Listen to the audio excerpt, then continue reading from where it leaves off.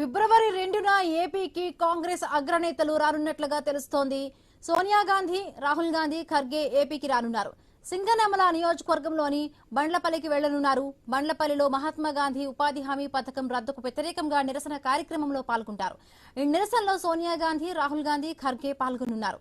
2006 ఫిబ్రవరి 2న బండ్లపల్లిలో ఉపాధి హామీ పథకం ప్రారంభం కాగా అప్పటి ప్రధాని మన్మోహన్, సోనియా, వైఎస్ రాజశేఖర రెడ్డి ప్రారంభించారు. కాగా కాంగ్రెస్ అగ్రనేతలు వస్తూ ఉండడంతో నేతలు ఏర్పాట్లలో నిమగ్నమయ్యారు.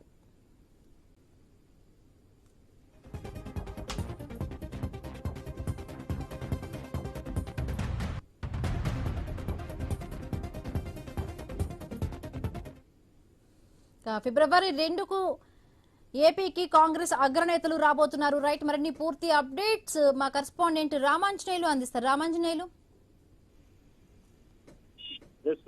ముందు వచ్చే నెల ఫిబ్రవరి మొదటి వారంలో అనంతపురం జిల్లాకు మొత్తం కాంగ్రెస్ అగ్రనేతల టీం అంతా కూడా రావటానికి షెడ్యూల్ ఖరారు అయినట్టుగా తెలుస్తుంది. ప్రధానంగా ఖర్గే, సోనియా, రాహుల్ కు తో పాటు రాష్ట్రానికి సంబంధించినటువంటి ముఖ్య నేతలు అందరూ కూడా ఈ అనంతపురం జిల్లా సింగనమల నియోజకవర్గంలోని బండ్లపల్లి గ్రామానికి వచ్చేస్తున్నారు.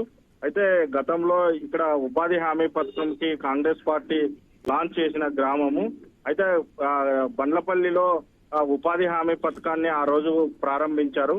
ఆనాటి ప్రధాని మన్మోహన్ సింగ్ తో పాటు సోనియా గాంధీ, అప్పటి ముఖ్యమంత్రి రాజశేఖర్ రెడ్డి కూడా ఈ కార్యక్రమానికి హాజరయ్యారు. ఆ పథకాన్ని ఆ బండ్లపల్లి నుంచినే దేశవ్యాప్తంగా మరి పథకాన్ని ప్రారంభించి అమలు చేశారు.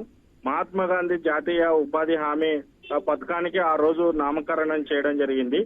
అయితే ఇప్పుడున్నటువంటి బీజేపీ ప్రభుత్వము ఆ పథకానికి వికసిత్ భారత్ రోజ్గార్ అజీవికా హామీ మిషన్ గా మరి నామకరణము మార్పు చేశారు. మరి ఇదే నేపథ్యంలోనే దీన్ని వ్యతిరేకిస్తూ మరి కాంగ్రెస్ పార్టీ దేశవ్యాప్తంగా ఆందోళన కొనసాగించాలని చెప్పేసి తీర్మానించినటువంటి నేపథ్యంలో మరి ఫిబ్రవరి 2వ తారీఖు నుంచి ఈ ఆందోళన దేశవ్యాప్తంగా ప్రారంభించాలని చెప్పేసి కాంగ్రెస్ పార్టీ నిర్ణయించింది.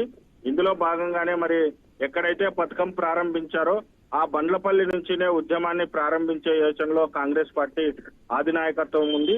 ఇప్పుడే అనంతపురం జిల్లాకు సంబంధించి ఆంధ్రప్రదేశ్ రాష్ట్ర కాంగ్రెస్ పార్టీ అగ్రనేతలకు సమాచారం ఇచ్చారు.